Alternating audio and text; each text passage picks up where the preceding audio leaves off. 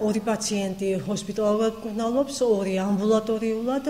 საერთოდ რეგიონში, როგორც მთელ ქვეყანაში, ისე რეგიონშიც რუტინული ვაქცინაცია ეროვნული კალენდრის მიხედვით წითელას საწინააღმდეგოდ, რა თქმა უნდა, მიმდინარეობს, მაგრამ წითელას შემთხვევებთან დაკავშირებით წითელას ასასელ კონტინგენტს დაემატა სამედიცინო პერსონალი, 7 წლამდე არასრულყოფილად ბავშვები და წითელათი დაავადებულის კონტაქტები. წითელა ძიმე ინფექციური დაავადება, რომელიც მაღალი კონტაგიოზობით, ესე იგი გადამდებობით ხასიათდება და ამდენად აუცილებლად ან მოუხდელ ავადმყოფებს ემუქრებათ კონტაქტის შემთხვევაში მისი დაავადება. ამჟამად არის მაღალი ალბათობა დაავადების გავრცელების ძალიან ბევრი შემთხვევებია თბილისში, საქართველოს სხვა რეგიონებში, მათ შორის ალბათ აჭარაშიც.